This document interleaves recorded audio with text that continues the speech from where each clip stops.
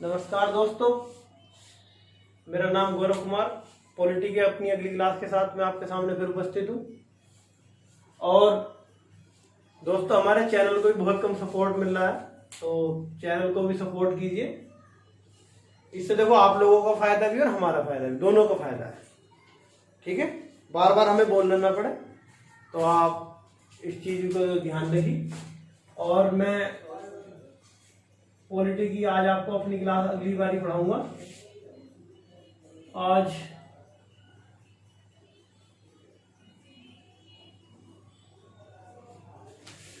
मैंने last time आपको Lord में और लॉर्ड लिटल लॉर्ड ये पढ़ाए थे आपको लेस डाउन तक, यानी कि 1894 तक पढ़ा दिया था।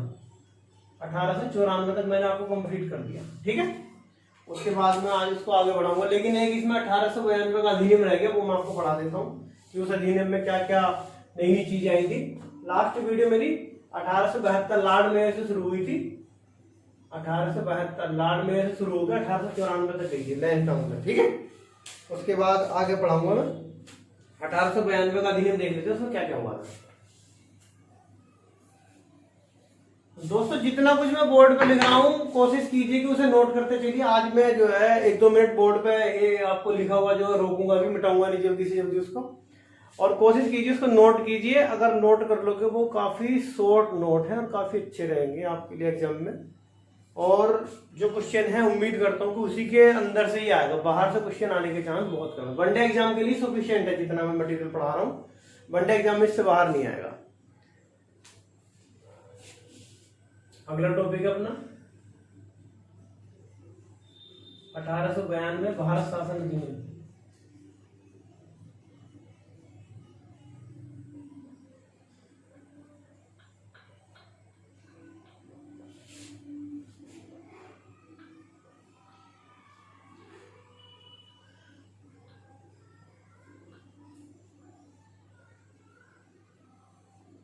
ठीक है, तो ये भारतीय परिषद अधिनियम था या भारत अधिनियम था 1892 का। इसमें देखो क्या क्या मेन चीजें आई। तो सबसे पहली चीज इसमें आई थी कि जो भारत का गवर्नर जनरल हो चुका था, भारत के गवर्नर जनरल जो हो चुका था, तो उसकी कार्यकारी परिषद में गैर सरकारी सदस्यों को जगह मिल गई थी। गैर सरकारी सदस्य कौन होते थे? गैर सरकारी सदस्य होते थे हमारे भारत के, और जितने भी सरकारी सदस्य होते थे वो इंग्लैंड के होते थे। ठीक है, क्योंकि राज उन्हीं का चल रहा था, तो लिख देते हैं इसमें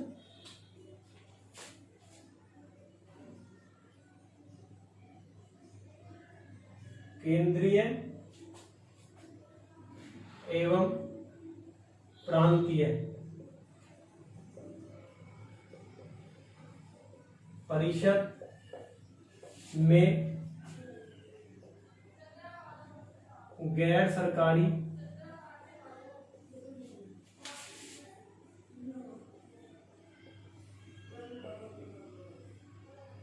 सदस्यों को वरीयता लिख देते हैं या को बहुलता लिख देते हैं, यानी इनकी सदस्यता बढ़ चुकी थी, की संख्या बढ़ी।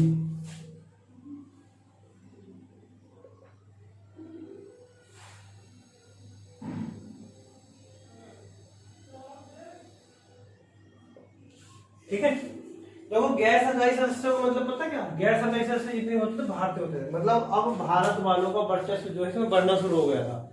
भारत वालों का जो ये अंग्रेज हम पर शासन करते थे, इंग्लैंड वाले, उसमें हमारा भारतीयों का वर्चस्व बढ़ना शुरू हो गया। अभी तो गैर सरकारी सदस्य के रूप में भारतीयों को लेना शुरू कर दिया। कुछ समय बाद, आने वाले समय में, जैसे अभी 1892 की बात चल रही है, उसके बाद 1900, 1905, 1910 इसके आसपास क्या होगा कि सरकारी सदस्य के रूप में भारतीयों को लेना शुरू कर देंगे।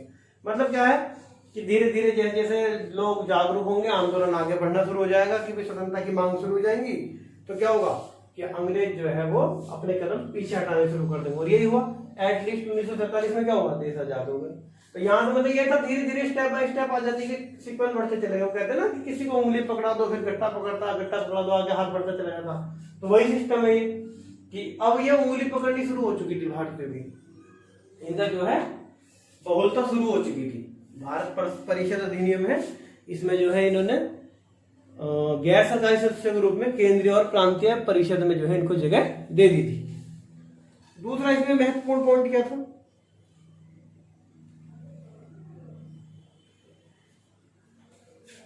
तो पहला तो पॉइंट ये था, ज्यादा इंपॉर्टेंट नहीं है हालांकि, लेकिन 2 ही पॉइंट इसमें महत्वपूर्ण लगे मुझे, और मैंने जो है आपके लिए वही लाया हूँ कि केंद्रीय और प्रांतीय परिषद में गैर सरकारी सदस्यों की संख्या बढ़ गई।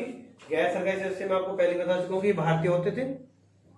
और दूसरा पॉइंट है इसमें विधान परिषद के कार्यों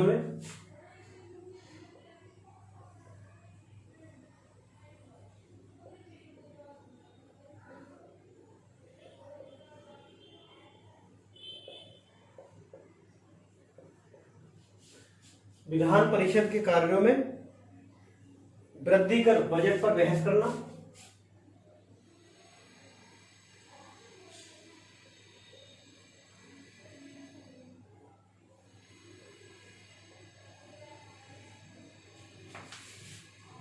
अब बजट पे बहस होनी शुरू हो गई, ठीक है।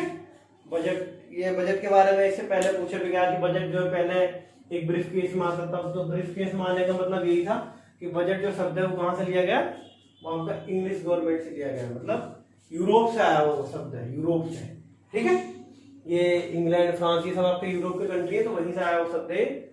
और वहां प्रथा यही थी कि एक ब्रीफ केस होता था, लेदर का बैग होता था, उसी में जो बजट पेश होता था, तो बजट पे जो बहस होनी शुरू हो गई थी, ठीक है। और दूसरा जो इसमें पॉइंट था वो क्या था कि कार्यपालिका कौन होती थी,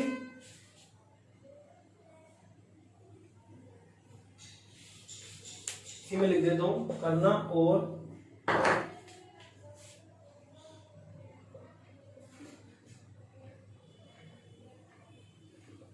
कार्यपालिका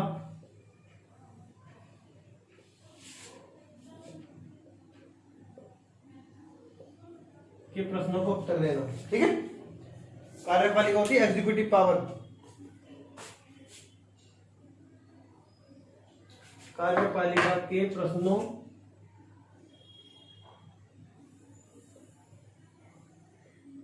के उत्तर के लिए अधिकृत किया, ठीक है।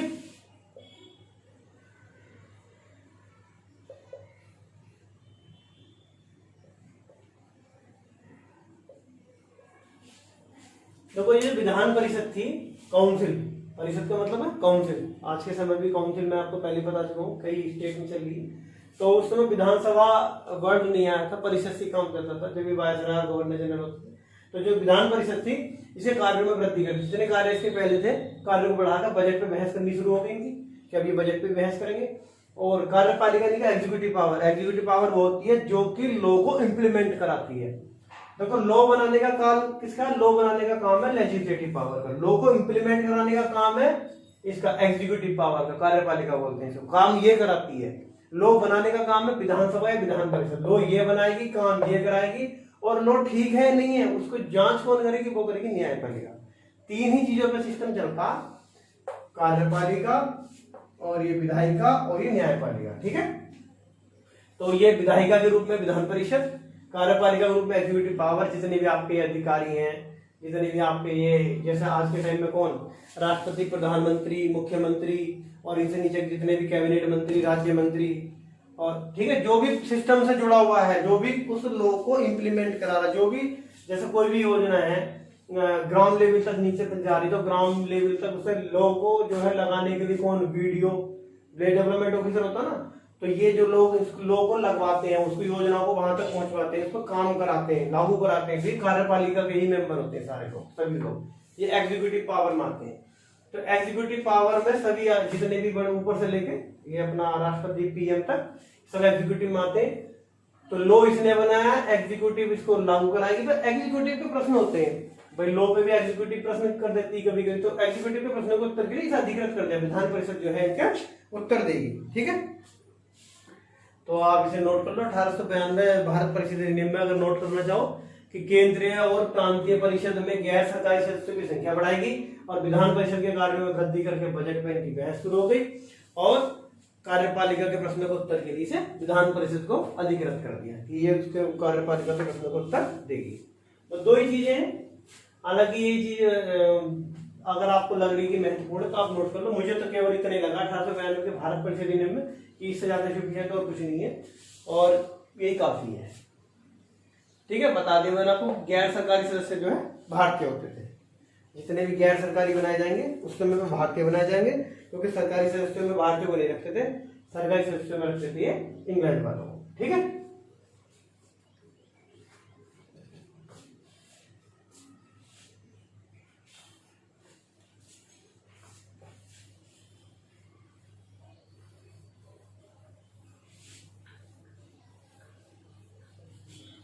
देखो स्टेप बाय स्टेप चलने में ये फायदा होगा कि आपको काफी हद तक जो है समझने में चीजों को आसानी रहेगी। अगर स्टेप बाय स्टेप नहीं चलेंगे, मैं चाहता तो आपको संविधान की प्रस्तावना से शुरू करके कि संविधान यहाँ से शुरू हो गया, एम एन रॉय ने प्रस्ताव दे दिया, इन्होंने ये कर दिया वो कर दिया, ठीक है, मैं वहां से भी शुरू कर सकता हूँ। लेकिन मेरा जो ये पढ़ाने का मतलब है वायसराय गवर्नर जनरल, इनको पढ़ाने का मतलब मेरा यही है केवल कि भाई काउंसिल वर्ड कहाँ से आया, एग्जीक्यूटिव वर्ड कहाँ से आया, जुडिशरी वर्ड कहाँ से आया, ये सब ली गई, सब पुराने समय से चीजें हैं जो इंग्लैंड के अपने लोग या ब्रिटिश लोग यहाँ छोड़ के गए थे। सारा कुछ वही सिस्टम है, बस उसी में इम्प्लीमेंट होते चलेगा। आज भी क्या होता है कि संविधान तो हमारा बन चुका था कब, 1950 में अपना कंप्लीट हो चुका था, लागू भी हो गया था। लेकिन क्या हुआ कि आज भी आप देखते हैं कि संविधान में क्या होते हैं, अमेंडमेंट होते हैं ना, संशोधन। तो संशोधन क्यों होते हैं? क्योंकि उस चीज की जरूरत पड़ती है आने वाले टाइम में।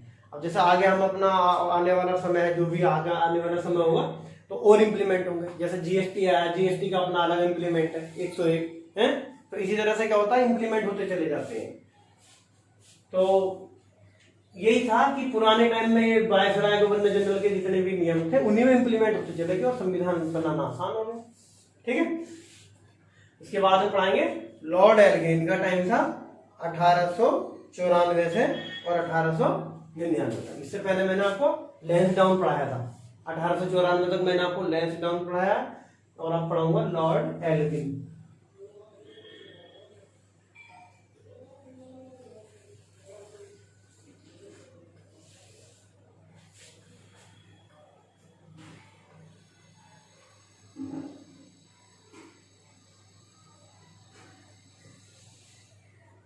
देखो दोस्तों, ऐसा है, अपने आप में परफेक्ट कोई नहीं होता, हम भी अपने आप में परफेक्ट नहीं है। अगर आप सोचो कि ये मतलब मैं आपको पढ़ा रहा हूँ तो मैं अपने आप में परफेक्ट हूँ, परफेक्ट कोई नहीं होता। लेकिन ये आदमी कोशिश करता है परफेक्ट बनने की। मैं भी आपको पढ़ा रहा हूँ, इससे आपको भी फायदा, मेरा भी फायदा। ऐसा नहीं कि मेरा फायदा नहीं है या मतलब मैं इन्हें पढ़ा रहा हूँ तो सब बेकार है। देखो, जैसे मैं आपको पढ़ा रहा हूँ तो मेरे काम, मेरी चीजें जो रिवाइज होती चली जा रही है, याद होती चली जा रही है। आप लोग पढ़ रहे हो तो आप लोगों को क्या है, समझने में आसानी रहेगी। और मैंने आपको पहले बताया कि जितनी भी मेरी वीडियो आ रही है, जो भी मैं शॉर्ट लिख रहा हूँ यहाँ, आप उसको एक बार रिकॉल जरूर कर लो। मेरी वीडियो आने के बाद भी एक बार रिकॉल जरूर कर लो। यदि आप इसको रिकॉल कर लोगे तो आपको समझने में आसानी रहेगी, याद करने में आसानी रहेगी। और क्वेश्चन जो पूछे जा रहे हैं, मैं जो आपको पढ़ा रहा हूँ, मैं उसी पर्पज से पढ़ा रहा हूँ कि क्वेश्चन को समझने में आसानी रहे, क्वेश्चन कहीं ना कहीं लिंक हो जाए। अगर लिंक भी हो गया तब भी मान के चलिए कि 4 ऑप्शन में से एक ऑप्शन को उठाना फिर भी आसान हो जाएगा। जब तक आप क्वेश्चन को लिंक नहीं कर पाएंगे तब तक 4 विकल्पों में से एक विकल्प को उठाना आसान नहीं होता। मान के चलते हैं कि 2 विकल्प बिल्कुल भिन्न हो सकते हैं, लेकिन 2 विकल्प ऐसे होते हैं जो दिमाग को बिल्कुल मतलब परेशान कर देते हैं, पजल हो जाता है सिस्टम की, भाई इन 2 में से कौन सा आएगा, इन 2 में से कौन सा। 50-50 वाली बात है। हालांकि 50-50 वाले क्वेश्चन लगाने चाहिए, लेकिन उनमें गलत होने के चांस ही बन जाते हैं। जब तक आप लिंक नहीं कर पाओगे तो गलत होंगे ही होंगे। ठीक है, लॉर्ड एल्गिन आए थे 1894 से 1897-99। इन्होंने पहला काम क्या किया था? पहला काम इनके समय में जो पहले महत्वपूर्ण काम है, मैं आपको केवल वही दिखा रहा हूं। इनके समय महत्वपूर्ण काम क्या होता? महत्वपूर्ण काम होता चापेकर बंधु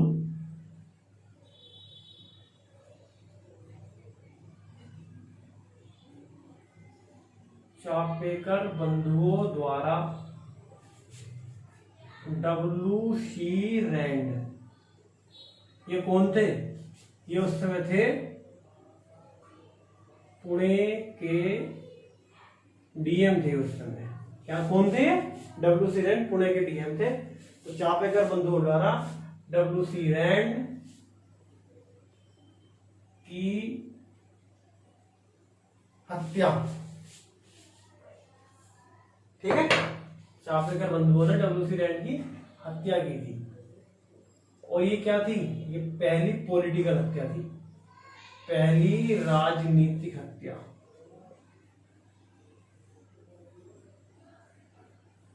देखो बात समझो, चापेकर बंधु 3 बंधु थे। कितने बंधु थे? 3। चापेकर जो बंधु थे 3 बंधु थे। तो ये तीन भाई थे। तीन भाइयों ने क्या किया, WC रैंड उस समय पुणे के कौन थे, तत्कालीन DM थे। अच्छा, इनकी हत्या क्यों की? क्योंकि ये चापेकर बंधु थे, ये शिष्य थे। किसके शिष्य थे? ये शिष्य थे लोकमान्य तिलक के। ठीक है, लोकमान्य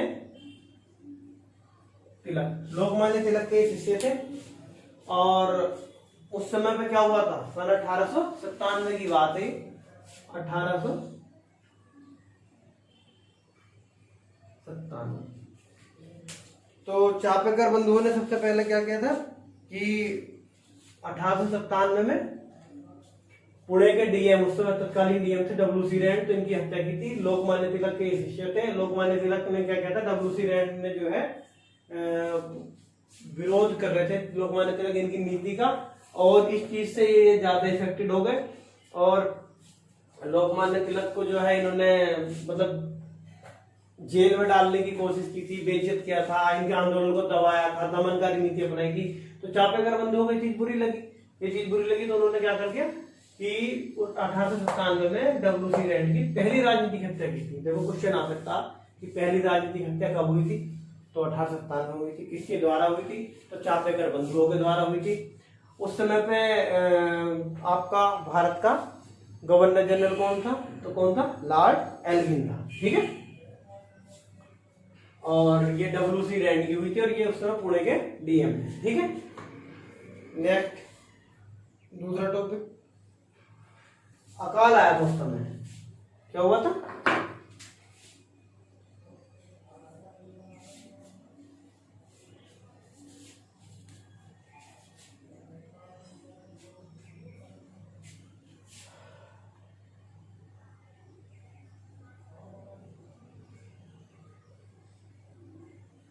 देखो मैं आपको पहले ही बता चुका हूँ कि अकाल बहुत आता था पुराने टाइम में, अकाल बहुत आता था। तो फिर आपको भारत में क्या था, अकाल आ गया था, और लगभग 45 लाख लोगों की मृत्यु हुई थी। ये उस समय का बहुत बड़ा अकाल था। अब इसके बाद क्या होगा, इसके बाद अब आयोग का गठन होगा, अकाल आयोग का, लेकिन गवर्नर जनरल बदल जाएगा। गवर्नर जनरल लॉर्ड एल्गिन बदल जाएगा। अब कौन आएगा, 1899 में बदल जाएगा। अब आएगा कर्जन। कौन आएगा, लॉर्ड कर्जन। ठीक है, आप इसे नोट करना चाहो कर लो कि WC रैंड पुणे के तत्कालीन DM ये दमनकारी नीतियां बना रहे थे किसानों पर, मजदूरों पर। तो इन्होंने लोकमान्य बाल गंगाधर तिलक थे, तो इन्होंने क्या किया, इसका विरोध किया। इन्होंने इसका विरोध किया। चापेकर बंधु जो इनके शिष्य थे, तो हालांकि ये बोलते नहीं थे कि ऐसा करो वैसा करो, ऐसा कोई बोलता नहीं था, लेकिन ऐसा होता कि जब आदमी किसी को गुरु मान लेता और कोई गुरु का अपमान करे तो वो अपना अपमान समझता, तो इसलिए इन्होंने जो मतलब उस चीज को जो है WC रैंड की हत्या के रूप में तब्दील कर दिया। पहली राजनीतिक हत्या हुई थी 1897 की बात है।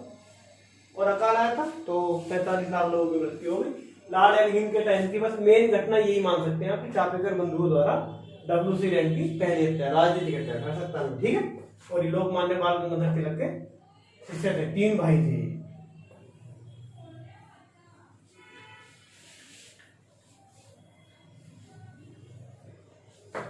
लॉर्ड कर्जन,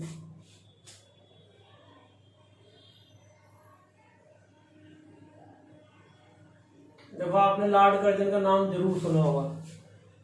ये बहुत ही प्रसिद्ध गवर्नर जनरल रहे भारत के, और आपने इनका नाम सुना होगा कब, 1905 बंगाल विभाजन की किसके समय में हो, कि लॉर्ड कर्जन की। ये क्वेश्चन काफी टाइम पे कई बार परीक्षा में आ चुका, तो इसलिए इनका जो टाइम पीरियड है वो 1899 से 1905। ठीक है, ये लॉर्ड कर्जन का टाइम पीरियड है। मैं इनके टाइम पीरियड की महत्वपूर्ण घटनाएं आपको दिखाऊंगा। केवल जो भी गवर्नर जनरल थे वो अपने टाइम में कुछ ना कुछ विशेष काम करते थे, तो मैं आपको केवल वही लिखवाऊंगा कि लॉर्ड कर्जन ने महत्वपूर्ण काम क्या किए। देखो इन्होंने कई आयोग का गठन किया। सबसे पहले सन 1900 की बात कर लेते हैं। सन 1900 सर एंटनी मैनक्रोफ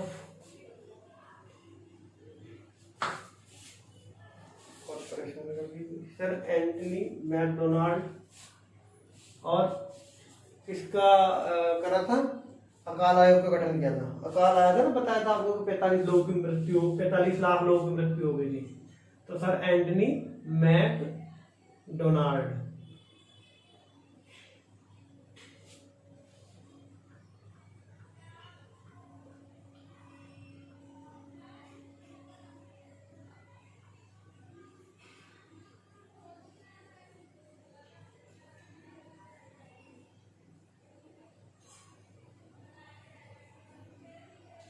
ये अकाल आयोग का गठन जो हुआ था सर एंटनी मैकडोनाल्ड के टाइम, मतलब इसके अध्यक्ष बनाए गए। देखो अभी मैंने आपको एक दिन पहले बताया था कि अभी जो आपका एग्जाम हुआ था ये 16 अगस्त को, बीईओ ब्लॉक एजुकेशन ऑफिसर, उसमें पूछा गया है। हालांकि जो मैं आपको पढ़ा रहा हूँ ये वनडे एग्जाम के हिसाब से तो सफिशिएंट ही है, बल्कि स्टेट पीसीएस के प्री का एग्जाम से भी काफी सफिशिएंट है।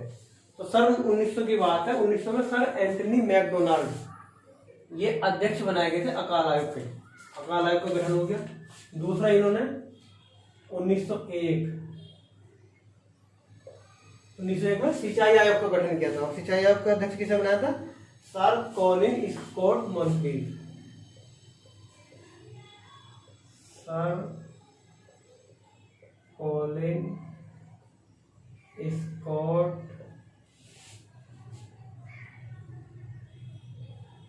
मॉन्क्रीफ, सिंचाई आयोग। बस इतना ही लिख देता हूं मैं, आप इसे समझ जाएंगे। सिंचाई आयोग को गठन हुआ, ठीक है। तीसरा 1902 पुलिस आयोग, इसके टाइम की बात है। Sir Andrew Fraser.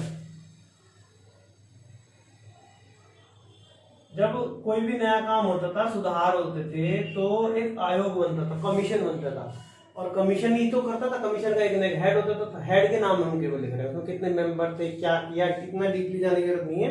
इतना डीपली तो आप डिस्क्रिप्टिव एग्जाम की बात करेंगे तब आएगा। बाकी वनडे एग्जाम के हिसाब से या आपके किसी भी एग्जाम के प्री के हिसाब से ये सफिशिएंट है कि 1900 में सर एंटनी मैकडोनाल्ड के समय में अकाल आयोग का गठन हुआ। 1901 में सर कॉलिन स्कॉट मॉन्क्रीफ का समय में सिंचाई आयोग का गठन हुआ। 1902 में ये बताया था सर एंड्रू फ्रेजर।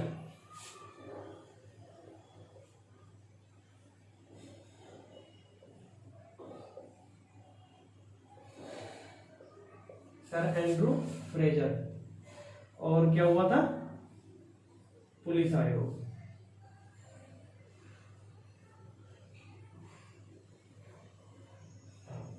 ठीक है, पुलिस आयोग का गठन हुआ था।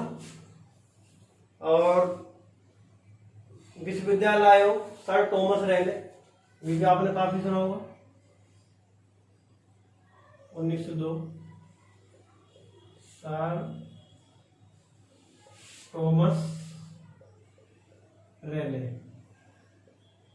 विश्वविद्यालय आयोग।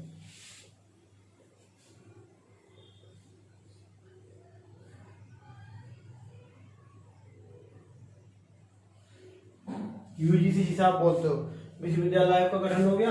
ये एक्टिव कब से हुआ था? एक्टिव 1904 से हुआ था, ठीक है। गठन इसका 1902 में हो गया था, एक्टिव 1904 से हुआ था।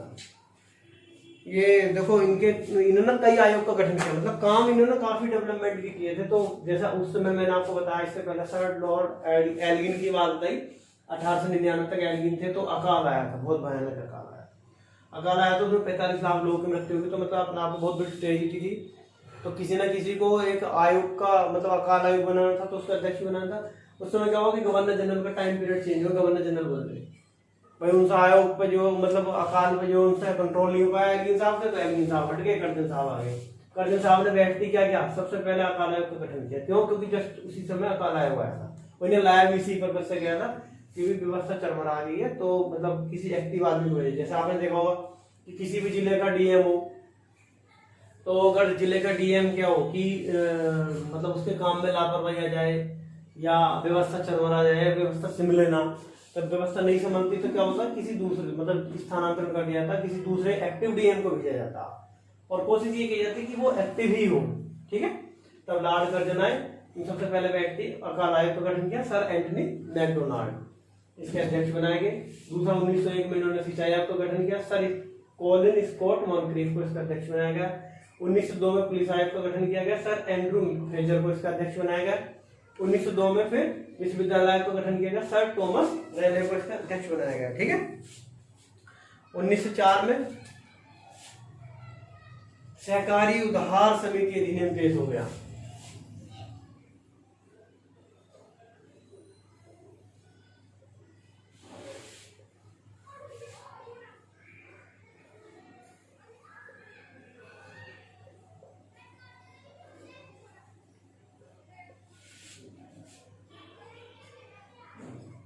सहकारी उधार समिति अधिनियम। सहकारी समिति आज भी होती है ना आपके सामने, कोऑपरेटिव सोसाइटी, तो देखो ये सब वहीं से है। सहकारी उधार अधिनियम, ये उधार समिति अधिनियम है, ये 1904 में पेश हो गया। सर्वाधिक रेलवे लाइनों का जो विस्तार किया था इन्होंने किया था। रेलवे लाइन तो आप जानते हैं कि इससे पहले लॉर्ड डलहौजी ने शुरू कराई थी ना अपने टाइम पीरियड में, 1848 से 1856 तक रहे थे वो, 1853 में शुरू कराई थी। इससे पहले मैंने आपको पढ़ाया ना, लॉर्ड डलहौजी 1848 से 1856, 1853 में इन्होंने रेल शुरू करा दी थी। ठीक है। लेकिन रेलवे लाइन का सबसे ज्यादा विस्तार किसने किया था? विस्तार कर्दन में इनके टाइम में हुआ था सर्वाधिक रेलवे लाइनों का विस्तार।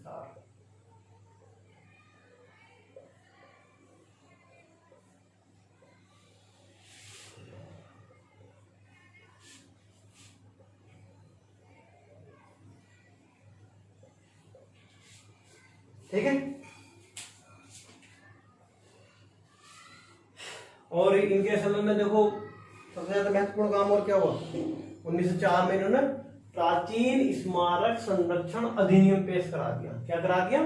प्राचीन स्मारक संरक्षण अधिनियम में जितने भी ये कौन है, हेरिटेज साइट है, प्राचीन स्मारक है ना, जो मुगलों द्वारा स्थापित किए गए, कौन कौन, जैसे ये आपका किले हो गए, ठीक है, किले हो गए, दुर्ग हो गए, जितने भी दुर्ग बनाए गए थे कि भी राजस्थान में बने हुए हैं कि उस राजा का दुर्ग, ये उस महाराजा का दुर्ग, जैसे जयगढ़ आमेर फोर्ट हो गए, किले हो गए। ठीक है। और ये आपके मुगलों द्वारा बनाए गए, बाबर द्वारा, अकबर द्वारा, हुमायूं द्वारा जितने भी किले बनाए गए, उनके सब में क्या प्राचीन स्मारक है, स्मारक, तो उनका संरक्षण किया जाएगा, मतलब देख रेख। तो प्राचीन स्मारक संरक्षण अधिनियम पारित।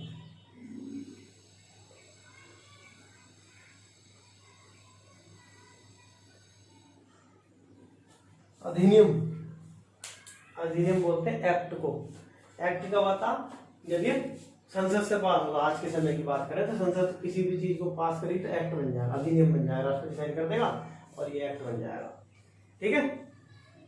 तो ये क्या होता था, ये उस समय ये इनको राष्ट्रपति की पावर होती थी। जैसे राष्ट्रपति आज के समय में राष्ट्रपति कोई भी चीज बिना संसद के अप्रूवल के लाए तो वो एक्ट बन जाती है, अधिनियम बन जाती है, संसद की जरूरत नहीं पड़ती। सॉरी मैं कह रहा था ना कि संसद से लाएगा, संसद की जरूरत नहीं पड़ती। राष्ट्रपति को लगता है कि भाई यहाँ इस चीज की जरूरत है और संसद का सत्र नहीं बैठ रहा, तो वो चाहे तो एक्ट ला सकता। तो उस समय जो ये जितने भी भारत के गवर्नर जनरल होते थे, इनको एक तरह से राष्ट्रपति की पावर मिली हुई थी, जैसे आज के समय में राष्ट्रपति की पावर होती है। आज के समय में राष्ट्रपति क्या पूरे राष्ट्र का जो है वो मालिक होता, तो ये जो भारत का गवर्नर जनरल होता था पूरे भारत का एक तरह से मालिक होता था। तो कर्जन साहब थे, तो ये एक्ट अपनी तरफ से ला सकते थे, जितने भी अधिनियम आए ना एक्ट, ये सब इनके द्वारा आ सकते थे, इन्हीं की अपनी एक काउंसिल होती है उसी के द्वारा जाते थे। ठीक है। और लास्ट इनके द्वारा सबसे महत्वपूर्ण काम, महत्वपूर्ण का मतलब प्रसिद्ध काम, जो जिसके लिए इन्हें जाना जाता, जिसके लिए लोग इन्हें याद करते हैं, क्या था? 1905। और इसको आप समझ गए होंगे क्या था ये? बंगाल विभाजन। कई एग्जाम में पूछा गया है, हालांकि अब ये आना बंद हो गया। क्यों? क्योंकि अब इसे जो है, जो बच्चा कंपटीशन की तैयारी कर रहा है, नॉर्मल से नॉर्मल बच्चा जानता कि बंगाल विभाजन 1905 में लॉर्ड कर्जन के समय हुआ था, तो अब इसे पूछना बंद कर दिया गया और अब अंदर से क्वेश्चन पूछने शुरू हो गए। बंगाल विभाजन नहीं पूछते कर्जन साहब का, कर्जन साहब क्या बहुत इंपॉर्टेंट गवर्नर जनरल, मतलब महत्वपूर्ण रहे, अपना आप में प्रसिद्ध रहे ये, तो इनके अंदर की चीजें पूछने लगेंगी कि इन्होंने मतलब आयोग का गठन किया तो उसका अध्यक्ष कौन था, कब किया, तो 1900 में किया। ठीक है। सिंचाई आयोग, पुलिस आयोग, विश्वविद्यालय आयोग, 4 आयोग होगा आपके सामने। और उसके बाद इन्होंने क्या कर दिया? उसके बाद इन्होंने 1905 में देते पद से इस्तीफा। ये इधर हम काम करके और पद से दे दिया इस्तीफा। ठीक, आप इसे नोट कर लो।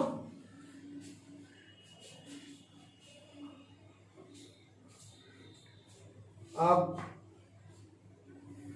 लॉर्ड मिंटो द्वितीय, इससे पहले लॉर्ड मिंटो कब आए थे? तो इससे पहले यही बताऊंगा मैं आपको लॉर्ड मिंटो कब आए थे। आप इसे नोट कर लो, मैं आपको 2 मिनट का टाइम दे रहा हूँ। और अभी आप बीओ का एग्जाम का अगर आप देखोगे ना तो उसमें आपको 3 ऑप्शन जरूर मिल जाएंगे। उसमें एक वो दी हुई है, टेबल दी हुई थी, मतलब एक क्वेश्चन था तो इधर इनके नाम थे, अध्यक्ष के नाम थे, और इधर थे आयोग। ठीक है, इधर तो थे आयोग और इधर थे अध्यक्ष, मैच करने थे। तो जैसे कि इससे मैच हो गया, इससे इस तरह से मैच करने थे, समझ रहे हो बात? नहीं तो क्या हुआ, डीपली क्वेश्चन हो गया, नहीं हो गया भाई? 4 आयोग 4 अध्यक्ष, मतलब समझ रहे हो, 4 क्वेश्चन का एक क्वेश्चन बनाता पीएससी, किसी भी स्टेट का पीएससी। अब नॉर्मल क्वेश्चन नहीं देता कि बंगाल विभाजन का हुआ कि कोई भी बताते कि 1905 में हो, कर्जन के टाइम हो। ये क्वेश्चन बहुत ही ज्यादा मतलब रिपीटेड हो चुके हैं, तो सभी लोग जानते हैं। अब क्वेश्चन जो पूछा था वो डीपली पूछा था, हालांकि हो सकता है आप उस आदमी से परिचित हो तो सिद्ध हो, लेकिन क्वेश्चन डीपली होगा, समझ रहे हो? तो इसे नोट कर लो। उसके बाद लॉर्ड मिंटो द्वितीय पढ़ाऊंगा और आज की क्लास आपकी लास्ट हो जाएगी।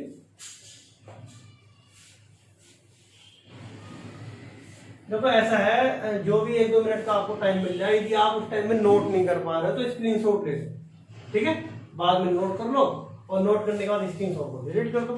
कोई जरूरत थोड़ी कि स्क्रीनशॉट मोबाइल में रखे रहो, डिलीट कर दो उसको। जितना मैं पढ़ा रहा हूँ उसके बाद कोशिश ये करो आप कि उसे एक बार जो है बुक से रिपीट जरूर कर लो। बुक से नहीं करना चाह रहे रिपीट तो सबके पास एंड्रॉइड मोबाइल है, एंड्रॉइड मोबाइल है तभी तो आप यूट्यूब चला रहे हो। तो एंड्रॉइड मोबाइल में जाके क्या कर लो, कर्जन के महत्वपूर्ण काम देख लो, कर्जन का टाइम पीरियड देख लो, उसे पढ़ लो, समझ रहे हो? जब एक बार मैं पढ़ाऊंगा, एक बार उस चीज को आप खुद रिकॉल करोगे, तब मैं मानता हूं कि आपको 70 से 80% आपका याद हो जाएगा और एग्जाम में काफी हेल्पफुल रहेगा। देखो 4 ऑप्शन में से ऑप्शन उठाना अगर आपको पढ़ा हुआ है तो इजी पड़ जाएगा, पढ़ा हुआ ही नहीं है तो इजी नहीं पड़ेगा। बात समझ रहे हो? लॉर्ड मिंटो द्वितीय, लॉर्ड मिंटो द्वितीय का टाइम है 1905 से 1910। कर्जन साहब का टाइम खत्म हो गया। लॉर्ड मिंटो द्वितीय 1905 से 1910। देखो द्वितीय जो वर्ड रहेगा ना, इससे पहले क्या मतलब है? इससे पहले लॉर्ड मिंटो आ चुके हैं। लॉर्ड मिंटो कब आए थे इससे पहले? तो इससे पहले लॉर्ड मिंटो आए थे 1807 से 1813। मैंने आपको पढ़ाया है, उसमें जो एक महत्वपूर्ण काम करा था।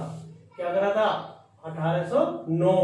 और मैंने आपको पढ़ाया अमृतसर की संधि, याद आ रहा है? ये ऐसे हवा में निकाल लो सारी चीजें। इससे पहले जो लॉर्ड मिंटो साहब आए थे, पहले लॉर्ड मिंटो साहब जो आए थे वो 1807 से 1813 रहे थे। उनके समय में एक ही महत्वपूर्ण काम हुआ था, क्या? अमृतसर की संधि महाराजा रणजीत सिंह के साथ हुई थी ना, अंग्रेज के साथ। एक अंग्रेज था और महाराजा रणजीत सिंह थे। 1809 में अमृतसर की संधि हुई थी, ठीक है? कौन अंग्रेज था, नाम बताना जरा, कोशिश करो कमेंट में लिख कर दो कौन अंग्रेज था, तब मानते हैं कि आप जो है काफी कुछ पढ़ रहे हो।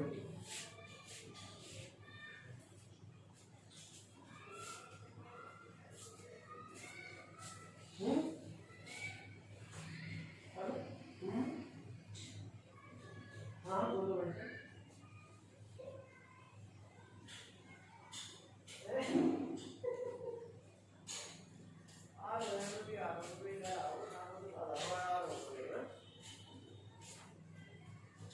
बना यार, तुम ज्यादा रहना लग यार, तुम